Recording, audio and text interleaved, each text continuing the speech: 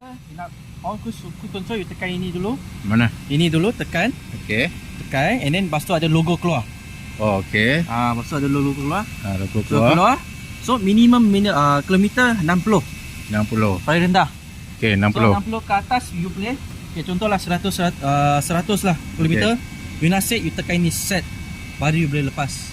Oh. You nak speed, you tekan ini speed. Tekan lama, dia akan speed lah, slow speed. Kalau tekan bawah, dia akan slow lah. Down. Bawah.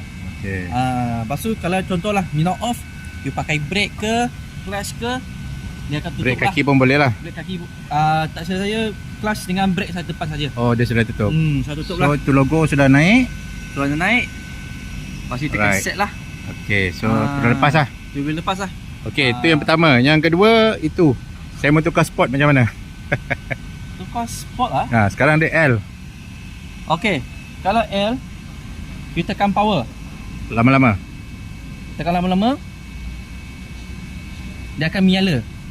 Okay, ada tengok. Ya, betul. L Okey, menyala. menyala, you main lah. Tekan lagi, full power lah. S. Tekan ini, Itu apa? S kan? F. Oh, F. F full power lah. Oh, dia L sama F saja kan? L dengan F. Okey, okey. So, sekarang F lah. Sekarang F lah full power. Aha. Dan you tekan lama lagi, tak ada lah. So Dia jadi L balik lah. tak lah, dia main full.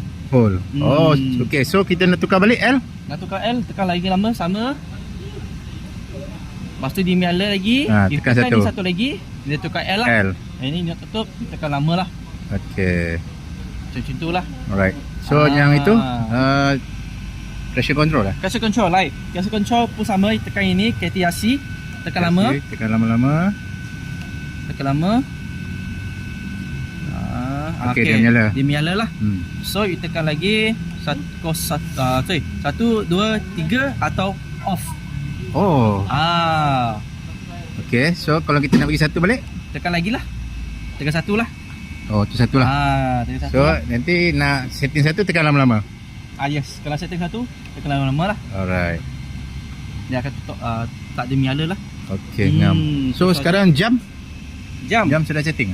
Jam, okey. Kalau jam dia leceh sikit lah. So, So, sekarang sudah setting lah itu? lewat 1 minit je lah. Seminit je. Okey, seminit so je lah. tak payahlah. So, function sini untuk jam lah. Okey, function inilah you tekan lama. Dia ada banyak type ni ha. Type 1, type 2. Type 1, you punya battery, you punya maximum lean, left and right lah. Kiri dan kanan.